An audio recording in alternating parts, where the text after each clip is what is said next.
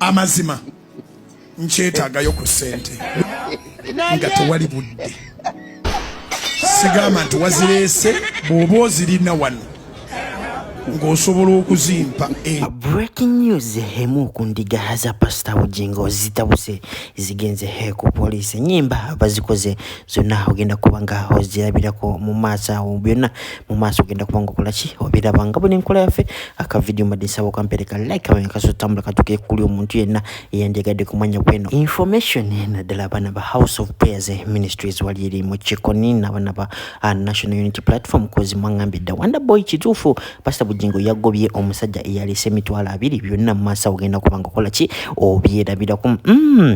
Atana subscribing kadeka gem personalize ka take them all so that latest updates kubuli chimwe kituka ogenda kukuletea latest updates. Pastor Bujjingo yaweza milioni 7 oba nedda byonna ogenda kubanga bifuna wano ku Wonder Boy ujikale katuyongere na mawuli gafe agale wenjogenda sawa zineno Pastor Bujjingo ebibye sibirungi video ezo zibadde zisaturatinga ngagamba ntino yitayagala mitwalo 2 mitwalo 3 bazikozemu enyimba era oluyimba lwatandikidde okutrendinga ku TikTok. Lutrending sigamba wuno kutrendinga butono wabula lubaluse eggwanga lyonna. Okitegera buli mwana alikola challenge, buli celebrity alikola challenge. Kiki baba bategezezaawo sininga ekiraga nti no Pastor Bujjingo afuse omufere, which is not good. Tomanya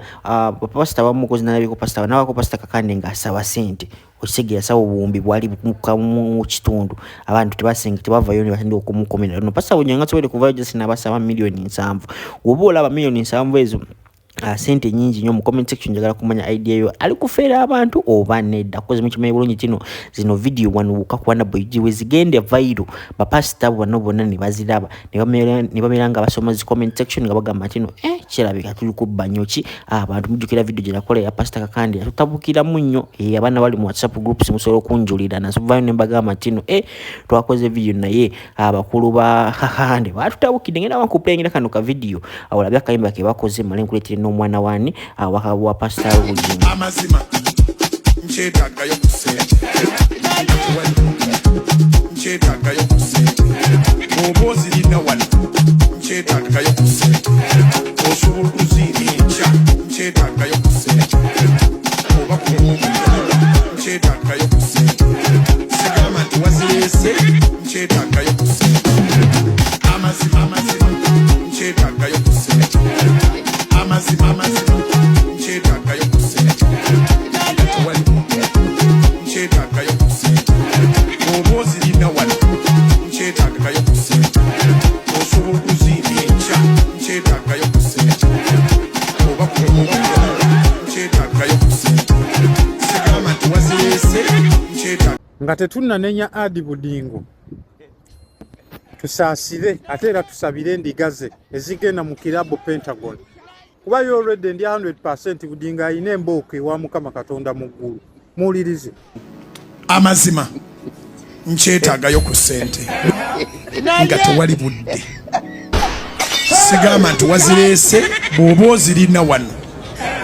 ng'osobola okuzimpa enkya oba ku lwokubiri ng'oga nti nja kuleetayo kyova abasiira mikwano mirokole ate sigyegomba ate sigyetaagirako ddala kuba bo basiru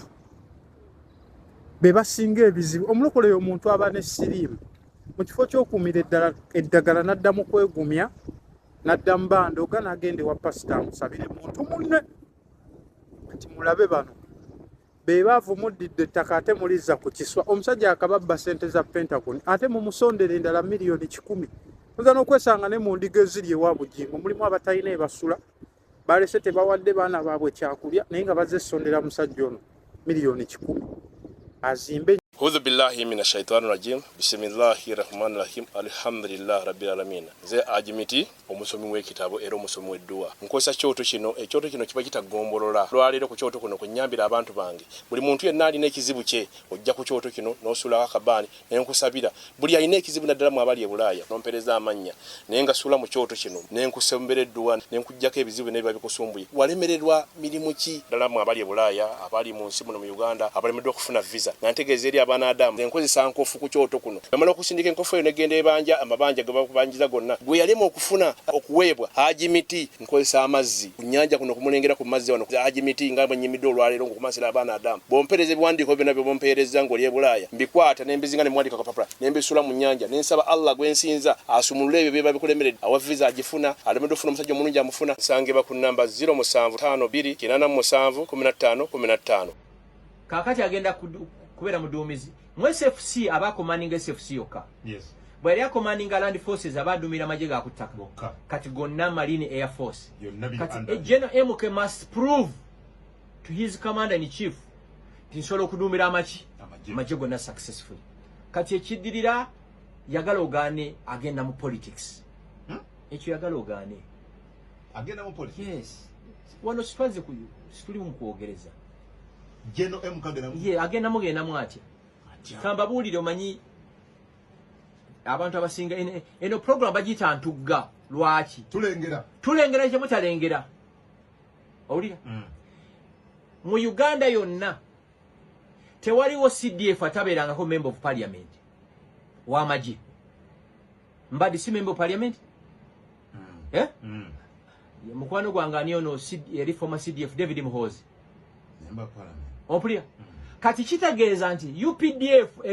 egenda kuweereza General Muhoozi Kainerugaba as a member of parliament representing UPDF ekyo kisi politics kati kitegeeza ayingidde mu politics officially atandika okutestinga politics naye bwali kyekibeera mu parliament